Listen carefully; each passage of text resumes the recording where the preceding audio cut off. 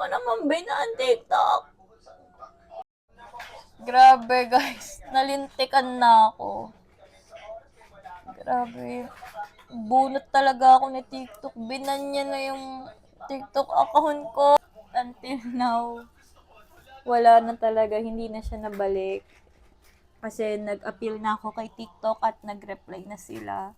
So, talagang permanently ban na. At ang lala kasi hindi ko naman ine-expect at unintentional naman na yung pagkakaban ko, yung reason, talagang unintentional naman, hindi ko talaga alam. So, yun, naban yung TikTok ko. At ito yung main TikTok ko. Yan na, 59k followers na siya. Grabe, na-stress ako. Nakakapanghinayang, syempre, diba? Nakakapanghinayang kasi siya, mga na, diba, sa mga nag-affiliate dyan, kung alam nyo, diba, nakakapanghinayang pag naban kayo sa TikTok, tapos nag-affiliate kayo. Talagang ang hirap kaya i-gain ng ganyang mahirap i-gain yung ganitong status. Kahit 50k followers, mahirap na yun i-gain talaga. Tsambahan lang mag-gain yung ganyan, yung pure na hindi boost, hindi ang hirap. Mahirap yan i-gain. So, sa mga content creator, affiliates yan, talagang nakaka-stress maban. So, ayun na nga. Nag-appeal ako kay TikTok. Ito yung main account ko. In-appeal ko kay TikTok. Baka sakaling maalis pa yung pagkaban. Pero, nag-reply na sila. Kanina nabasa ko. Permanently ban na. So, grabe. Wala na talagang chance na ma-retrieve ko pa siya or mabalik ko pa. Grabe, nakakapanghinayang. Una, yung memories ko doon, grabe. Sobrang dami kong TikTok doon, ng mga Jaja days ko, nandoon, hindi ko hinahide. Kasi natutuwa ako na kapag boring ako, nababalikan ko yung mga old videos ko na ginawa ko doon sa TikTok na natatawa ko. Then second, ayun na nga, yung mga commission thing, ganyan, di ba? Sa kakapromote mo kasi ng product, nagkaka-commission ka dito kay TikTok. Then third, yung perks ng pagiging TikTok affiliate. Grabe, nakakatanggap na kasi ako ng mga free products. Unlike before, ngayon kasi nakakatanggap na talaga ako. Kanina may natanggap akong free products, pero wala na yung account ko, be. Paano ko na mapopromote yun? So, TY na lang talaga yung free products. Wala na rin akong TikTok.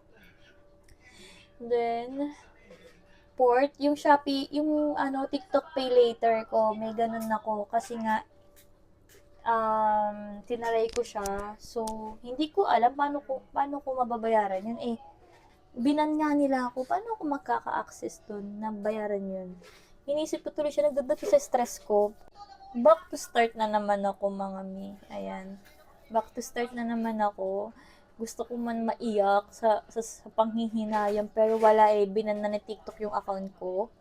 And ayoko mahinto doon dahil gusto ko pang mag-affiliate ng maraming products, mag-promote ng products at sumakses, ganun. Bigla akong sumakses. Gusto ko ng ganun, charis.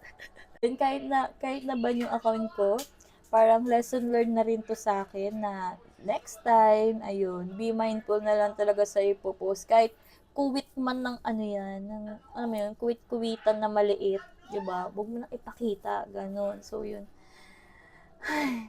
So, yun mga mi, gumawa na lang ako ng bagong account. So, alam nyo na, back to zero. Kasi yung followers ko dun sa kabila, pinaghirapan ko rin naman yun. Hindi naman boost yun. Talagang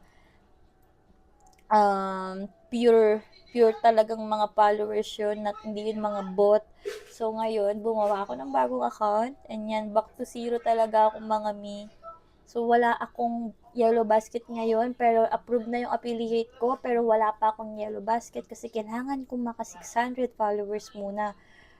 So, ayun. Please, mga mi, follow nyo ulit ako dito sa aking new account dito sa TikTok para yun, makapag-promote na ako ulit at magkaroon na ako ng Yellow Basket. Kasi ngayon, so, I need your help, guys. Please support me and yun. Support me, follow me here on TikTok, kahit yun na lang. Thank you so much. Mapapagaan nyo talaga yung pakiramdam ko, mga mi. Kaya,